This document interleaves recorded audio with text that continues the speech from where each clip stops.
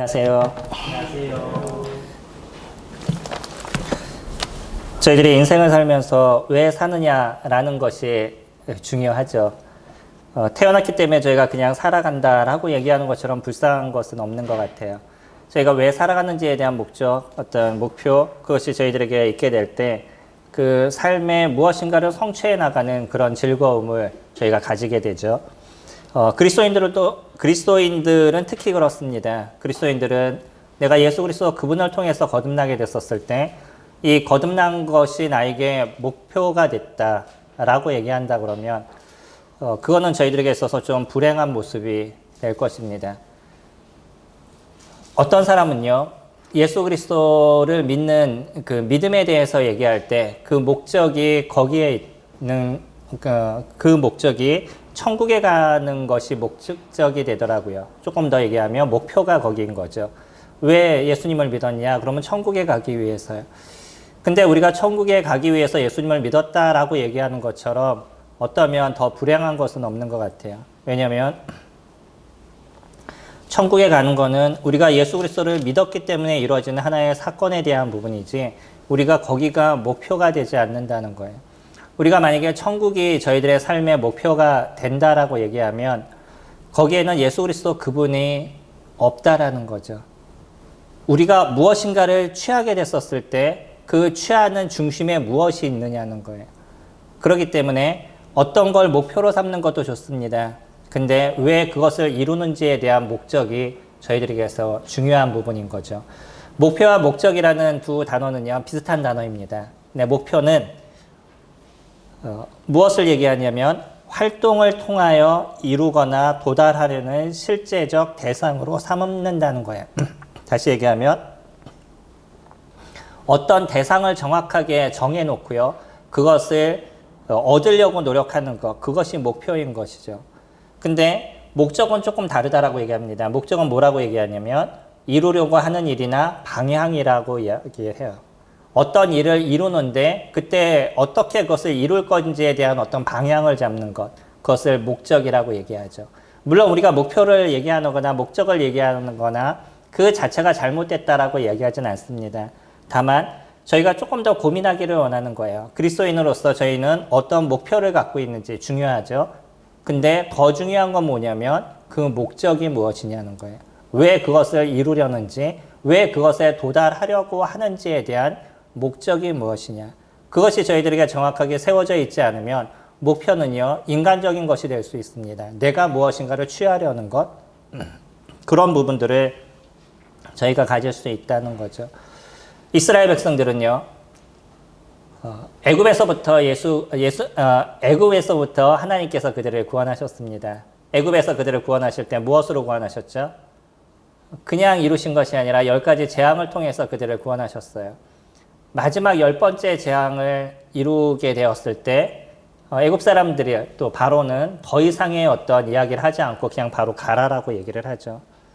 자기의 장자가 죽는 그런 고통, 애굽에 있는 모든 사람의 장자가 죽는 고통을 그들이 당하게 됐었을 땐 우리나라가 지금의 시대에서의 어떤 장자의 죽음과 그때 당시의 장자의 죽음은 완전히 다른 거죠. 완전한 나의 혈통입니다. 장자는.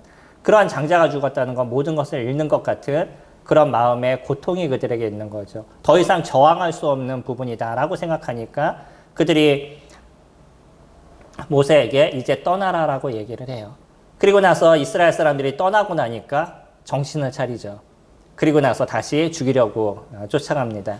그때 하나님께서 이스라엘 백성들을 어디에서부터 또 건지시냐면 다시 한번 홍해에서부터 그들을 건지시죠.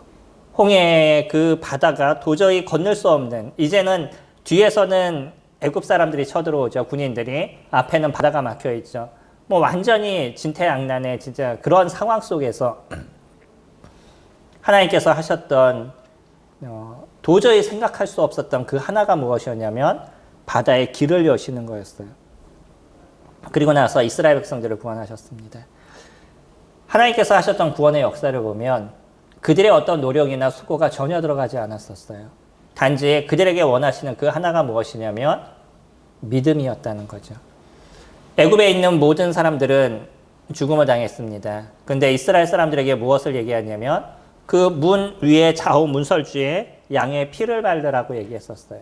그래서 그 양의 피를 발랐던 사람들, 그 안에 있었던 사람들, 그 사람들은 모두 다 살았죠.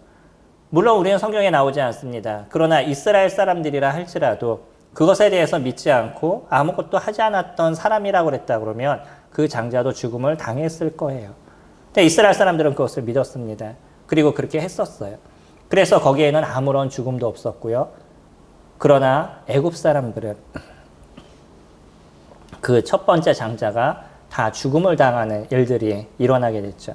주님께서 얘기하신 건 그건 하나였습니다. 모세에게도요. 모세에게 얘기할 때 그 바다에 애굽의 그 홍해를 가르겠다라고 얘기했었을 때 모세가 그것을 믿지 않았다 그러면 어떻게 됐을까요? 아마 그들도 다 죽음을 당했을 겁니다. 근데 모세는 하나님께서 하실 것을 믿었고요. 하나님께서 얘기하신 대로 그 홍해의 바다를 갈랐어요. 그리고 나서 이스라엘 사람들은 모두 다 그 바다의 길을 건넜고 그것을 시험하려고 했던 자기네들도 건널 수 있을 거라고 믿었던 그 애굽의 모든 군대는 오히려 그 바다에서 수장을 당하게 되죠. 이것이 역사인 겁니다. 하나님의 능력이었던 거죠. 이스라엘 백성들은요, 아무런 노력이나 수고 없이 그런 구원의 은혜를 그들이 거기에서 얻었었어요.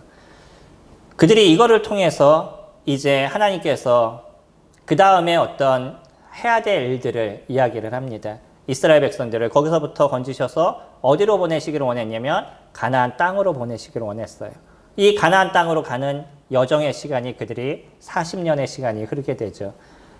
어찌 보면 이스라엘 백성들은요, 여기서 무엇인가를 좀 놓치는 부분들을 갖고 있었습니다. 그것이 저희가 오늘 1절 말씀 보시면 8장 1절에 지금은 제2세대들에 대한 이야기예요. 이 세대들에게 그 과거에 있었던 그들의 선진들이 어떠한 잘못을 저질렀는지에 대한 것을 이야기를 하고 계시죠. 1절에 보시면 내가 오늘 명하는 모든 명령을 너희는 지켜 행하라. 그리하면 너희가 살고 번성하고 여호와께서 너희의 조상들에게 명령하신 땅에 들어가서 그것을 차지하리라. 이게 주님의 말씀이에요. 어떤 걸 하라고요? 모든 명령을 너희는 지켜 행하라. 그리하면. 이제 그렇게 한다면 너희가 이건 조건이죠. 조건절입니다. 조건이에요. 그 조건이 있어요. 그 다음에 어떤 일이 일어나면 너희가 살고 번성하고 하나님께서 너희의 조상들에게 맹세하신 땅에 들어가서 그것을 차지하리라. 그들이 산다라고 얘기합니다. 그것뿐만 아니라 더 번성할 거라고 얘기를 해요. 그리고 나서요. 하나님께서 조상에게 맹세하신 것, 아브라함과 이삭과 야곱에게 맹세했던 그 가나안 땅에 들어가서 그것을 차지할 것에 대해서 이야기를 하셨어요. 이것이 주님의 말씀이었습니다. 이거는 지금 다시 한번 이야기를 하는 거예요. 이거는 어디에도 얘기하는 것이냐면 이스라엘 백성들에게도 동일하게 얘기했던 겁니다. 그 전에 선진들에게도 얘기했던 거예요. 근데 그들이 들었던 거는 뭐냐면 너희가 살고 번성하고 하나님께서 너희의 조상들에게 맹세하신 땅에 들어가서 그것을 차지할 것에 대해서만 생각을 갖고 있었다는 거죠. 그들의 문제는 거기였어요. 목표만 있었습니다. 우리는 그냥 가나안 땅에 갈 것에 대한 목표만 그들이 갖고 있었다는 거예요. 이것이 문제였던 거죠.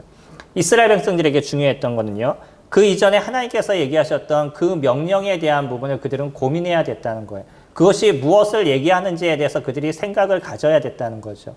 그런데 그들은 그러지 않았어요. 그냥 가나안 땅에 들어가는 것, 그것이 그들에게 있어서만 소중하고 중요한 부분이었던 거죠. 지금의 크리스찬들의 문제들도 그런 것입니다. 크리스찬들이 갖고 있는 잘못된 생각이 무엇이냐면 잘못된 목표를 정하는데 하나가 뭐냐면 천국에 들어가는 것이 목표예요. 그러니까 이 땅에서 내가 지금 어떻게 살아도 상관이 없어요. 나는 천국만 가면 되는 거죠. 난 예수 그리스도를 믿었어요. 그러니까 예수 그리스도를 믿은 사람은 결코 하나님께서 놓지 않는다라고 얘기하고요. 그런 사람은 천국에 들어갈 수 있다라고 얘기하니까 그럼 내가 이 땅에서 어떻게 살던 그것은 중요하지 않아요. 어디에 갈 수 있다는 거죠? 천국에 갈 수 있다는 거예요. 그것만이 나의 목표고 목적인 거예요. 그러니까 삶의 어떤 변화와 주님과 함께하는 그런 인생에 대한 부분이 그에게는 있지 않아요. 이 땅에선 동일하게 믿지 않는 사람들이 살아가고 있는 것처럼 동일한 가치관을 갖고 동일한 것을 취하고 동일한 방법을 사용하고 그렇게 인생을 살아가게 되죠. 또 한 부류가 있습니다. 그 부류는 누구냐면 이 땅에서의 축복에 대해서만 관심을 갖고 있어요. 주님의 나라에 대해서는 별 관심을 갖고 있지 않습니다. 그래서 이 땅에서 주님께 기도하고 매일마다 나와서 울부짖고 눈물로써 주님 앞에 이야기를 하면서 지금 저의 가정을 도와주세요. 지금의 이 문제의 아픔을 주님께서 인도해 주세요. 우리 아이들이 건강하게 해주세요. 내 삶이 조금 더 낫게 해주세요. 라고 끊임없이 기도하고 주님 앞에 매달리는 모습은 가져가는데 막상 나중에 주님의 나라에서의 그의 삶에 대한 부분에선 관심을 두지 않는다는 거예요. 어떤 것이 옳죠? 어떤 것을 저희들은 목표로 삼아야 되는 거죠? 주님이 저희들에게 얘기하실 땐 이 두 가지는 저희들이 다 버릴 수 없는 것입니다. 물론 조금의 방향의 차이가 있어요. 저희들은 분명히 소망을 갖고 인생을 살아갑니다. 그것은 이 땅의 소망을 저희들이 두지 않는다는 거예요. 우리들에서의 진정한 목표는 하나님 나라에 있는 거죠. 근데 하나님 나라의 그 목표가 무엇이냐는 거예요. 단지 천국에 들어가는 거요? 그것이 저희들의 목표인 것이냐? 그 천국에 들어가는 이유가 무엇이냐는 거죠. 그러면 이 땅에서 우리들이 살아갈 때 주님이 저희들에게 은혜를 베푸시고 주님께 기도하는 시간들을 가져가는데 그런 기도하는 것에 대한 목적이 무엇이냐는 거예요. 그 이유가 무엇이냐는 거예요. 단지 내가 그냥 건강하기 위해서, 조금 더 남들보다 잘 살기 위해서, 아니면 마음에 조금 더 평안을 우리가 좀 더 갖기 위해서, 그것이 우리가 기도하는 목적이고 그냥 내가 유익한 삶을 살아가는 것이 나에게 있어서의 목표의 모습을 갖고 있다 그러면 주님께서 얘기하신 것과 다른 부분이 된다는 거예요. 이것이 이스라엘 백성들의 문제였습니다. 그들은 동일하게 두 가지의 모습만 갖고 그렇게 인생을 살았었어요. 가나안 땅을 들어가는 것이 목표인 그런 사람들이 있는가 하면 어떤 사람들은 단지 지금의 그 광야 생활을 잘 나가기 원하는 것, 그것이 그들에게 있어서 목표인 사람들이 있었다는 거죠. 만약에요, 한번 우리가 생각해 보죠. 이스라엘 백성들이 다시 애굽으로 돌아갈 수 있는 상황이었다 그러면 어떻게 됐을까요? 그들이 여전히 가나안 땅으로 갔을까요? 애굽으로 갔을까요? 어떨 것 같으셔요? 저희들이 모세오경을 봐서 알지만 그들은 거의 다 대부분이 다시 애굽으로 돌아갔을 거예요. 왜요? 그들이 얘기하는 게 있죠. 지금 우리는 여기에서 먹을 것이 없어요. 고기도 없어요. 근데 애굽에 가니까 무엇이 있었냐면 예전에 파, 마늘, 부추가 있었어요. 많은 것을 얘기하지도 않아요. 파, 마늘, 부추예요. 그거 지금 내가 먹지 못하기 때문에 내가 그거 먹고 싶어가지고 다시 어디로 가고 싶다라고 얘기하냐면 애굽으로 돌아가고 싶다라고 얘기를 해요. 그냥 내 삶이 지금 불평이 되는 거예요. 내 삶이 지금 그렇게 행복하지 않다는 거죠. 먹는 것조차 내가 지금 편하게 먹지 못하고 내가 가고 싶은 것조차 마음대로 가지 못하고 여행도 가지 못하고 그냥 가라는 대로 쫓아만 가야 되고 힘든 인생을 내가 지금 살아가고 있다는 거예요. 그러니까 이런 곳에 있는 것보다 나는 다시 종의 인생을 살아간다 할지라도 그것이 나에게 있어서 그렇게 큰 문제가 되지 않는다. 난 그냥 지금 먹고 사는 것, 그것이 나에게서 더 중요하다. 이스라엘 백성들은 그렇게 얘기했다는 거죠. 홍해라는 것, 하나님께서 그 홍해를 가르신 건 여러 가지 목적이 있었던 거죠. 이것이 이스라엘 백성들이 갖고 있었던 한계였기 때문에 그래요. 이스라엘 백성들은 하나님께서 주신 그 놀라운 은혜에 대한 부분을 잊고 있는 인생을 살아가고 있는 거예요. 오늘 살아갈 때 힘든 문제가 있으면 하나님 나에게 베푸신 구원의 은혜가 무엇인지, 내가 종된 그런 인생을 살아갔던, 애굽의 종으로서 살아갔던 그런 삶에서부터 나를 구원하신 그 하나님의 능력이 무엇인지에 대해서 다 잊어버리고 있어요. 그리고 오히려 다시 그냥 그곳으로 돌아가기를 원합니다 라고 얘기한다는 거예요. 그리스도인들이 지금의 이러한 이스라엘 사람들과 같은 모습을 갖고 있다 그러면 아마 저희들은 주님을 믿었다라고 얘기하지 않을 겁니다. 최소 만약에 우리가 주님을 믿고 나서도 그냥 어떤 힘든 일이 있고 어려운 일이 나에게 좀 있어요. 그런 일을 통해서 그래 내가 주님을 안 믿었을 때가 더 편했지, 내가 교회를 안 나왔을 때가 더 편했지 라고 얘기한다 그러면 아마 그 사람은 예수 그리스도를 모르는 사람일 것이에요. 그때의 모습과 지금의 모습에 아주 큰 차이가 있습니다. 당시에서는요, 하나님의 영이 그들과 함께하는, 그들의 안에서 존재하시고 함께 하시는 그런 모습들이 있지 않았었어요. 때로는 하나님의 영이 어떤 특별한 사람에게 임했다가 떠나는 모습은 있었지만 모든 믿는 사람들 그 안에 성령이 함께하는 일들이 있지 않았습니다. 지금은요. 오순절날 성령이 이 땅 가운데 임하시면서 예수 그리스도를 믿은 모든 사람들의 그 내면에 그 안에 누가 함께 하시냐면 성령이 함께 하셔. 이건 완전한 차이를 갖고 있습니다. 성령이 나의 삶을 지배하고요. 성령 그분과 함께하는 인생을 저희가 살기 때문에 우리들의 가치관의 변화가 끊임없이 우리들 안에서 이루어져 나가고 있는 거예요. 이거는요. 진정한 경험에 대한 부분입니다. 예수 그리스도 그분이 나를 위해서 어떠한 일을 이루셨는지, 나는 그 사랑 속에서 지금 어떻게 살아가고 있는지, 나는 오늘 이 하루의 삶을 살아가면서 어떤 은혜 속에서 살아가고 있는지를 매일마다 경험하는 인생을 믿는 크리스찬들은 해나가고 있는 거예요. 그런 크리스찬이 그냥 나는 믿지 않았을 때가 더 편해요. 그냥 교회를 안 나왔었을 때가 내가 더 편했던 것 같아요. 그때 모습으로 나는 돌아가기를 원해요. 라고 얘기한다 그러면 그는 예수 그리스도의 사랑을 알지 못하기 때문이라는 거죠. 주님의 사랑은요. 우리가 인생을 살아가는 그 어떤 것에서도 비교할 수 없는 그 큰 은혜를 저희들에게 베풀어 주셨습니다. 우리들의 인생을 다 불살라 내어준다 할지라도 예수 그리스도 그분이 나에게 보여주신 십자가의 그 보혈의 의미는 그는 어떤 거하고도 비교할 수 없다는 거예요. 지금의 조금의 고통, 지금의 조금의 아픔, 뭐 그런 것이 큰 문제가 되지 않습니다. 이게 예수 그리스도를 영접한 사람들이 살아가는 삶의 방향성인 거죠.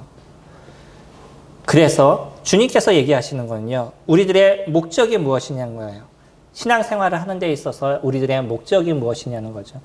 다시 한번 1절을 보시면 그렇게 시작합니다. 오늘 명하는 모든 명령을 너희는 지켜 행하라 라고 얘기하죠. 이스라엘 백성들에게 있어서 하셨던 이야기인 거예요. 그들에게 있어서 이것은 명령이었습니다. 그랬었을 때 무엇을 주시냐면 살고 번성하고 그것을 차지하게 하신다는 것. 이것이 하나님께서 그들에게 주시겠다라고 얘기하는 거예요. 동일하게 지금을 살아가는 저희들의 모습에서도요. 주님이 저희들에게 얘기하시는 부분이 있습니다. 그것이 뭐냐면 너희가 하나님의 말씀을 따라가라는 거예요. 근데 여기서 하나님의 말씀을 얘기할 때 모든 크리스찬들이 주님의 말씀을 완전하게 버리는 사람들은 없다라고 생각합니다. 만약에 그 안에 예수 그리스도가 있다 그러면 예수 그리스도 그분의 은혜 속에서 우리가 살아간다면 주님의 말씀을 완전하게 버리는 삶을 살아갈 수 없다라고 저는 믿어요. 근데 문제는 뭐냐면요. 여기에서 얘기하는 명령이 무슨 명령이에요? 모든 명령이라는 거예요. 우리는 거기에서 몇 가지 걸러가는 부분들을 갖는 거죠.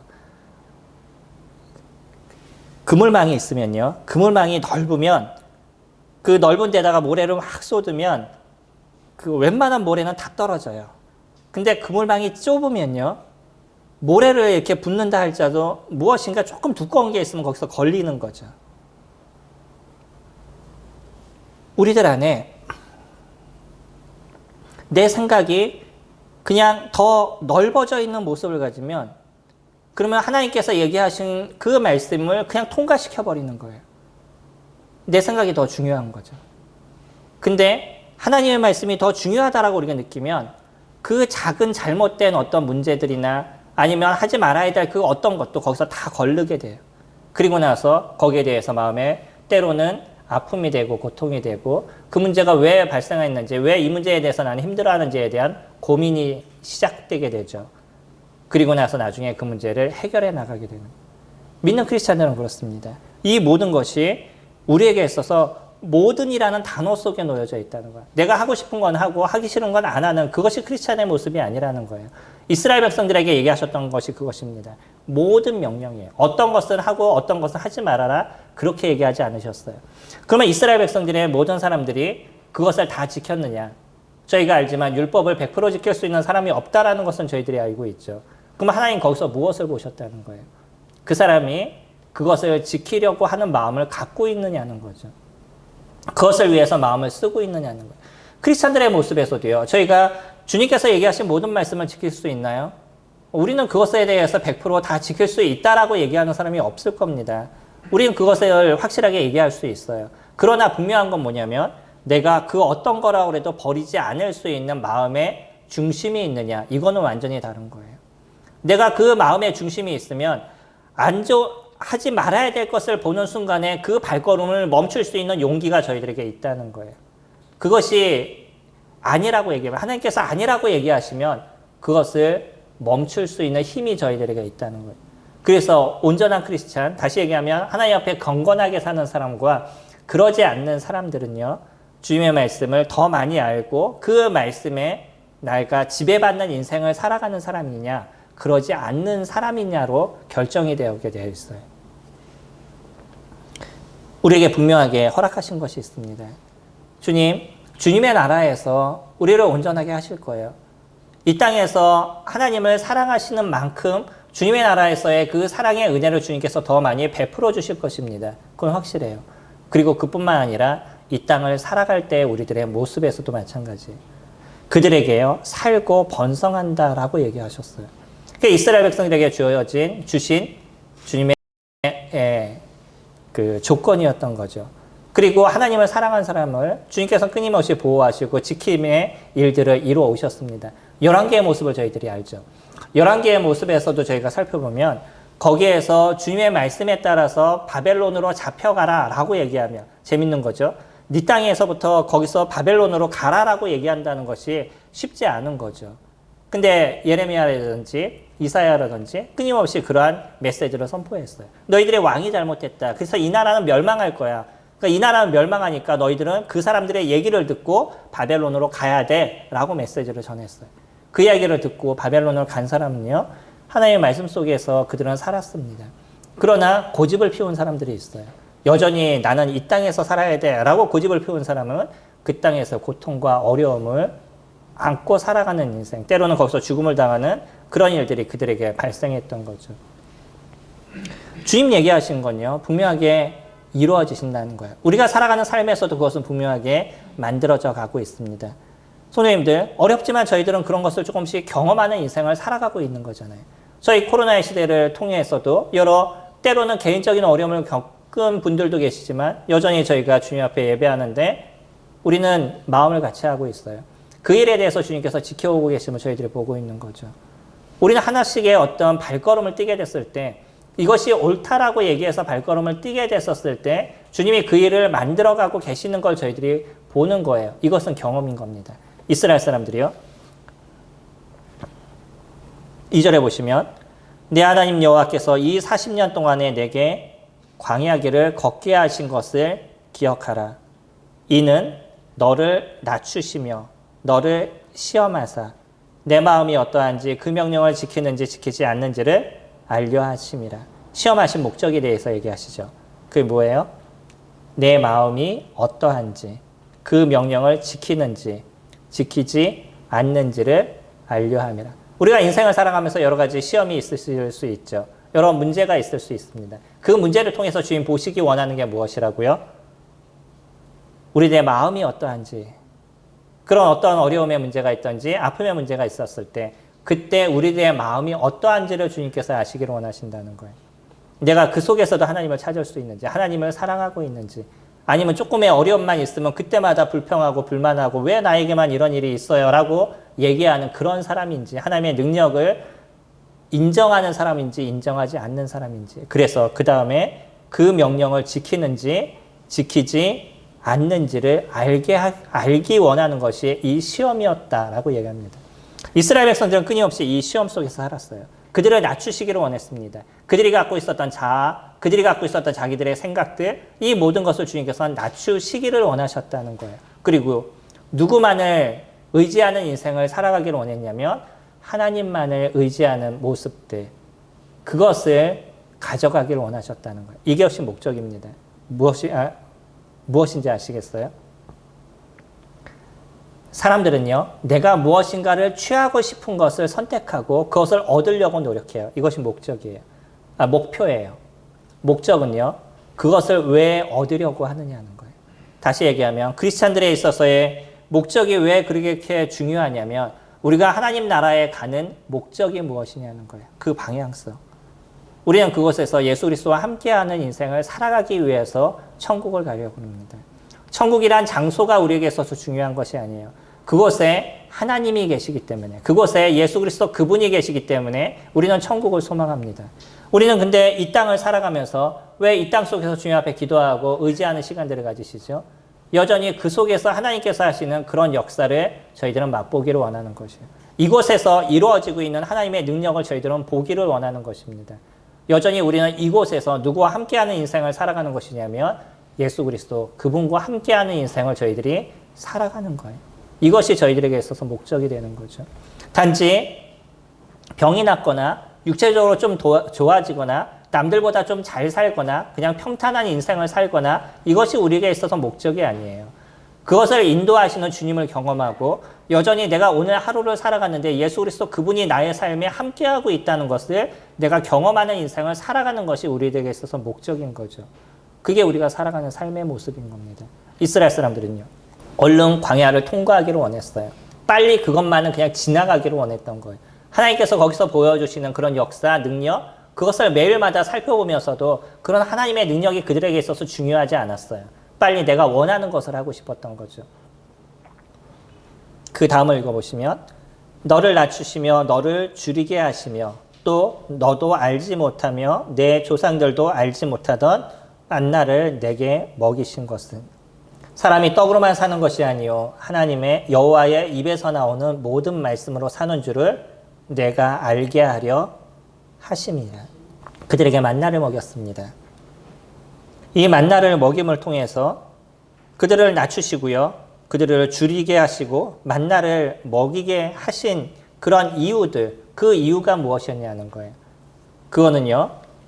그들이 살아가는 삶의 모습이 무엇으로 살아가는 것이냐면 먹는 것. 내가 돈을 내서 무엇인가 음식을 사서 먹고 살아가는 것. 그것만으로서 내가 살아가는 것이 아니라 삶의 중심이 하나님의 말씀 안에 있다는 것에 대해서 그들이 깨닫게 하기 위해서 이와 같은 일을 이루셨다는 거예요.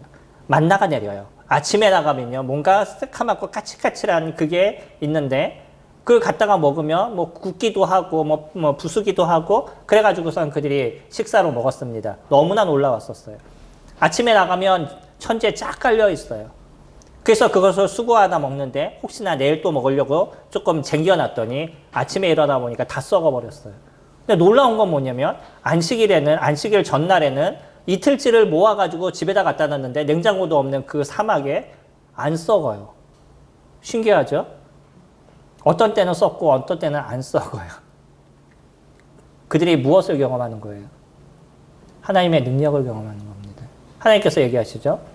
더 많이 갖고 오지 마라. 너희들 먹을 만큼만 갖고 하루 먹을 만큼만 갖고 와. 근데 그것을 어긴 사람이 있어요. 그것을 어겼더니 자신들이 얻었던 모든 것이 다 사그라들었어요. 다 썩어버렸어요. 한번 이런 경험을 하니까 안식일 전날엔 이틀치를 모아오라고 얘기했는데도 내가 저번에 해보니까 다 썩어버렸어. 이건 뭐 얘기해봤자 두 번째 가져가도 소용없어. 나는 그냥 오늘 먹을 것만 가져갈 거야 라고 가져갔는데 옆집을 보니까 옆집에는 안 썩었어요.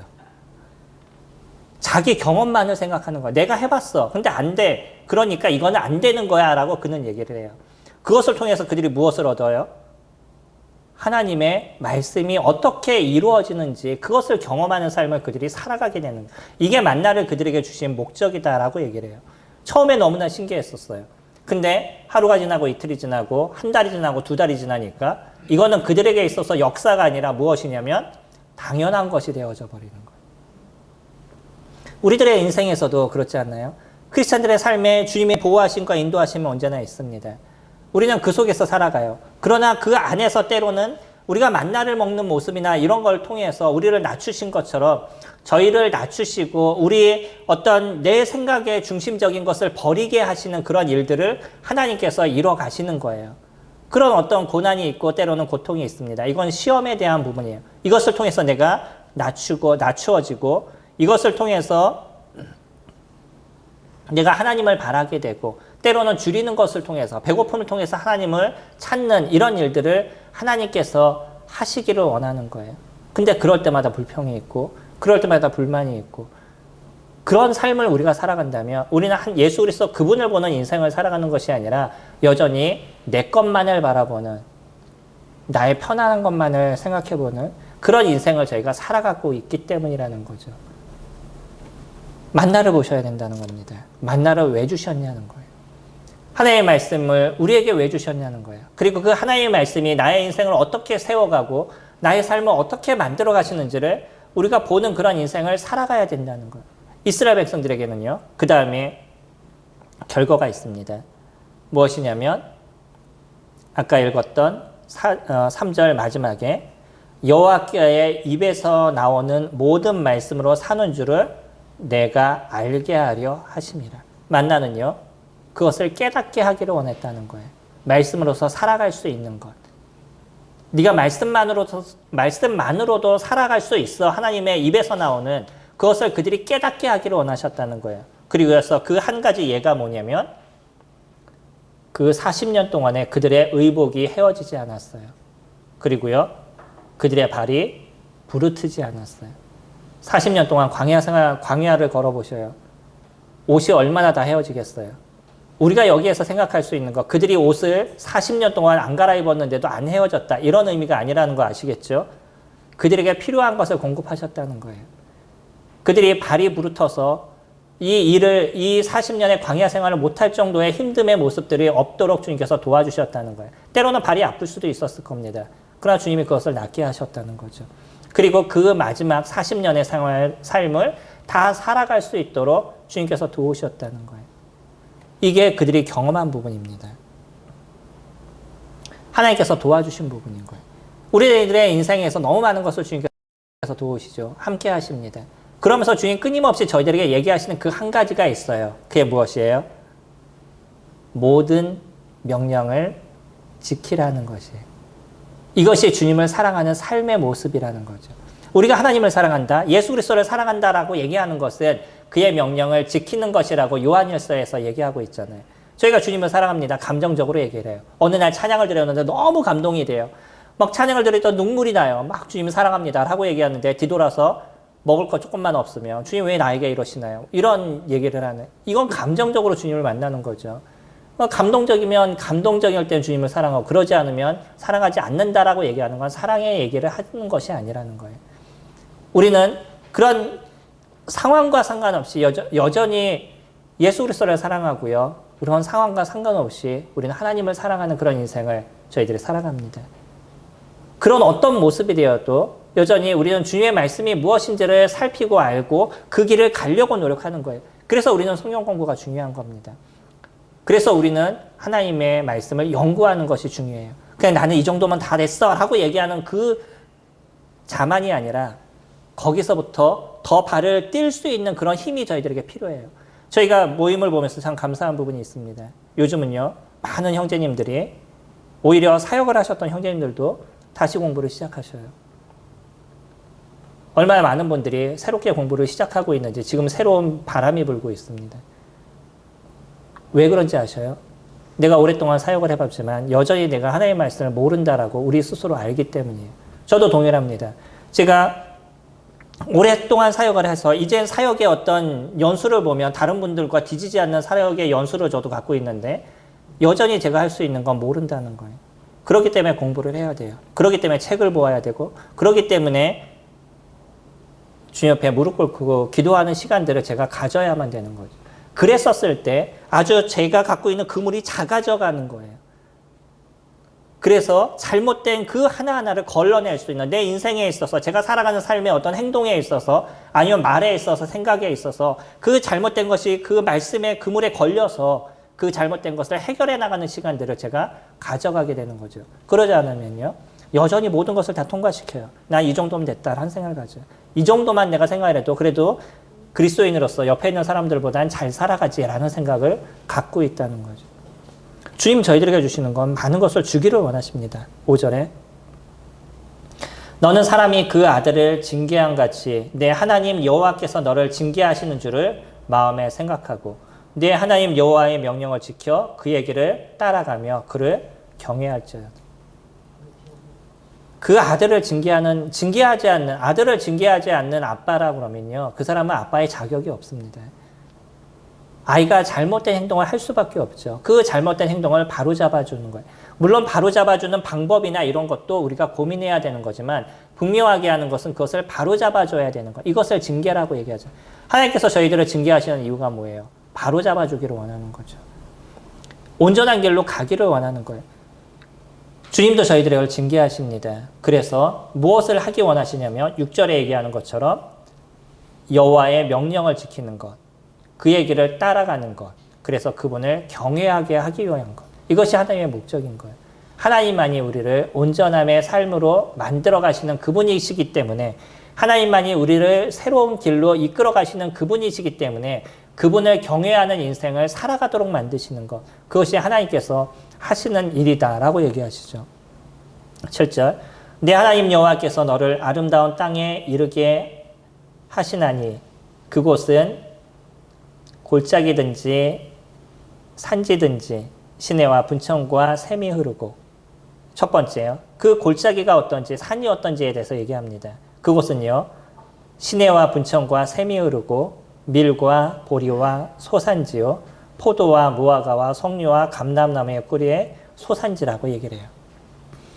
우리나라는 참 좋은 나라입니다. 산도 많고요, 샘도 많고, 그래서 우리는 시냇물이라든지 강이라든지 냇가라든지 뭐 부르는 게 다 다르죠.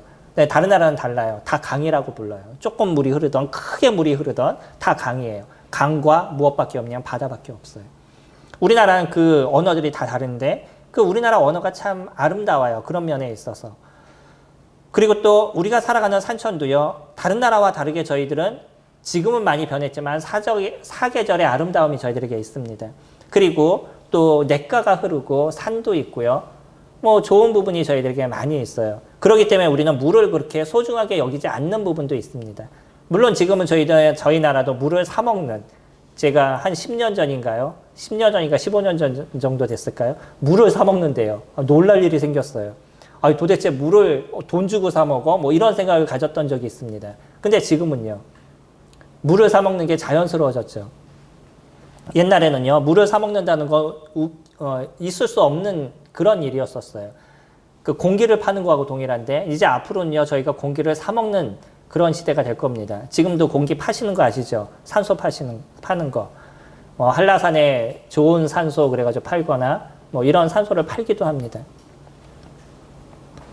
그의 나라는요, 그런 시내, 분천, 샘, 이것이 얼마나 소중한 나라예요. 물의 생명인 그들의 나라입니다.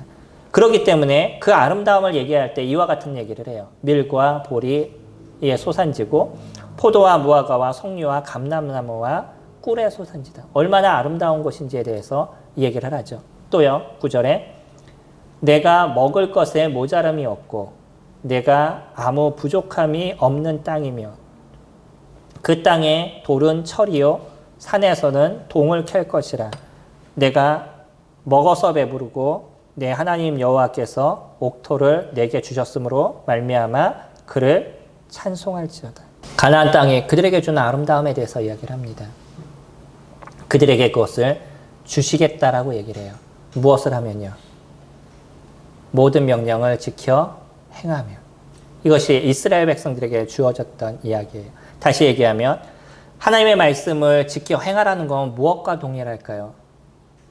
주님과 함께 살아가는, 주님의 음성을 듣고 그분과 함께 살아가는 그런 인생이 그들이 되라고 얘기하는 거죠. 광야의 40년의 생활 동안 그들은 단지 가나안 땅을 들어가는 것이 그들에게 목표였었습니다. 근데 주님께서 얘기하신 것은 그것이 아니었어요. 그 40년의 생활조차 그 살아가는 그 하루하루의 시간 자체가 하나님과 함께하는 모습이 그들이 되기를 원하셨다는 거예요. 그분의 말씀을 따라감을 통해서 하나님께서 무엇을 얘기하시는지, 하나님께서 무엇을 말씀하시는지를 기억하는 인생을 그들이 살아가기를 원하셨다는 거예요. 이스라엘 백성들은요, 애굽에서 나왔을 때 유월절 예식을 제정하셨습니다. 양을 잡아서 좌우 문설주에 발랐어요. 그것이 그들의 달력의 첫째 날이 됐죠. 그만큼 소중한 날입니다. 이스라엘에게 있어서는. 그리고 나서 그들의 1년에 한 번씩 유월절을 지키게 되죠. 칠칠절도 지키게 되고 초실절도 그들이 지키게 되고 오순절도 지키게 되고 몇 가지 그 절기를 그들이 지키게 됩니다. 근데요, 광야에서 그들이 이와 같이 유월절을 지키고 오순절을 지키고 이런 시간들을 가졌죠. 근데 이런 것을 그들이 지키게 될 때 무엇을 드려야만 했어요? 양을 드려야만 했습니다. 때로는 소를 드려야 됐고 때로는 비둘기를 드려야 되는. 다시 얘기하면 그들은 이동을 하는 인생을 살아가다 보니까 목축이 그들에게 있어서 중요한 자산이고 상업이에요. 근데 내가 상업을 해야 되는 그 물건들을 거기서 제일 좋은 거를 또 잡아서 주님 앞에 드려야만 됐어요. 주기적으로. 편할까요? 어려울까요? 한번 생각해 보세요. 성도님들이 하고 있는 사업 중에 주기적으로 가장 좋은 것만을 골라서 하나님께 드려야 돼요. 사업이 잘 되실 것 같아요? 안 되실 것 같아요? 우리는요, 그들이 양을 드렸다는 걸 좀 편히 얘기하는지 모르겠습니다. 근데 이스라엘 백성들이 양을 드렸다는 건 지금 양 한 마리 얼마예요? 소 한 마리 얼마죠? 근데 소를 제물로 드려야 돼요. 주기적으로. 그게 쉬운 거겠어요? 어려운 거겠어요? 그 재산에 많은 것을 드려야 됩니다. 근데 그들이 유월절을 제대로 드리고요. 그 절기들을 제대로 지키게 됐었을 때 하나님께서 이스라엘에게 복을 내리셨다는 이 아이러니한 일들을 저희들이 기억하시나요? 그들이 철저하게 하나님을 지키게 돼, 하나님의 말씀을 지키게 될 때 그들의 삶에 축복하신 게 하나님의 모습입니다. 우리는 우리들의 인생을 살아가면서 우리에게 주어진 물질, 주님 앞에 드리는데 저희들이 조금 더 철저해져야 될 겁니다. 이 물질이 왜 그들에게 소중히 했냐면 그들의 인생을 살아가는데 그들의 생명과도 같았던 거예요. 그들에게 소, 양, 염소는요, 그들의 생명과도 같았어요. 하지만 그들은 하나님을 만나는, 하나님께 속죄하는, 그래서 화목제물이라든지 속죄제라든지 이런 것을 해결하기 위해서는 그와 같은 물건을 주님 앞에 드려야만 했던 거예요. 다시 얘기하면 하나님께서 그 소를 받으시고 양을 받으셔서 무슨 즐거움이 있으시겠어요? 그걸 태워가지고 그 연기가 올라가면 하나님께서 그것을 흠양하시고 즐거워하신다라고 얘기하는데 하나님 그것을 왜 즐거워하시겠어요? 일반적으로 얘기하는 우상들의 모습입니다. 옛날의 우상들이 그랬대요. 무슨 양을 태워서 올리는 그런 연기를 좋아했다라는 그런 이야기들이 있습니다. 예전에 있었던 그 신들이죠. 뭐 바알 신이라든지 이런 신들이 하나님께서 그런 신들과 똑같아서 그런 연기를 좋아하셨겠냐는 거예요. 주님이 얘기하시는 건 너의 가장 좋은 것을 나에게 줄 수 있냐는 거예요. 네가 지금 먹는 것에서 가장 소중한 것을 나에게 줄 수 있느냐. 네가 조금 힘들게 살아도 네가 갖고 있는 것을 나에게 줄 수 있느냐. 주님이 그것을 얘기하시는 거죠. 이스라엘 백성들은요. 그렇게 주님 앞에 물질을 드리고 그렇게 그들의 힘을 드리고 그들의 생각을 드리는 그러한 시간들을 가지게 됐었을 때 하나님이 주시는 축복을 만끽하는 그런 인생을 살았습니다. 지금의 저희들에게도 주님께서 얘기하시는 것이 있어요. 모든 명령을 지키냐는 거예요. 거기에는 물질이 들어갑니다. 우리는 물질을 중요하게 여기지 않는 것 같아요. 주님 앞에 드려지는 물질이 중요한 겁니다. 또한 저희들의 힘이 중요한 거예요. 저희가 갖고 있는 에너지를 주님 앞에 드려야 됩니다. 그리고 저희들의 시간을 주님 앞에 드려야 되는 거죠. 우리들의 11조는요. 이 모든 것이 같이 들어가 있어요. 이 모든 것을 주님 앞에 드릴 수 있는 힘들이 저희들에게 있을 때 또 그렇게 주님 앞에 드려지는 우리들의 삶이 이루어져 갔을 때 하나님 저희들에게 주시는 축복이 무엇인지를 저희들이 경험하게 될 겁니다. 저는요. 성도님들이 얻는 축복과 좀 다른 축복을 얻어요. 분명한 거는 성도님들이 얻지 못하는 축복을 저는 얻으면서 인생을 살아갑니다. 성도님들에게 주시는 주님의 축복이 있어요. 주님 앞에 드려지는 삶을 살아가게 됐었을 때 그 놀라우신 것을 주님 저희들에게 허락해 주십니다.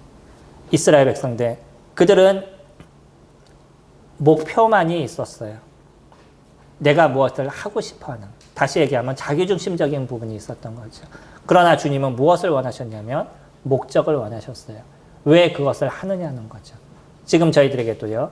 내가 주님이 무엇을 주실까에 대한 목표, 내가 무엇을 얻을 거에 대한 목표가 있는 건지 아니면 내가 그것을 왜 하는지에 대한 목적이 있으신 건지 그것을 저희들이 다시 한번 돌아보신다면 저희들의 신앙생활이 죽어서 천국에 가는 것이나 아니면 이 땅에서 무엇인가를 많이 얻는 것이 아니라 오늘 하루 주님과 함께 살아가는 그 은혜가 저희들에게 있는 것이고 또 천국의 그 아름다움을 소망하는 저희들의 마음 속에서도 여전히 그곳에서 예수 그리스도를 만나는 그 소망이 저희들에게 있을 것입니다. 목적을 따라 주님을 섬겨가는 저와 성도님들이 되기를 소망합니다.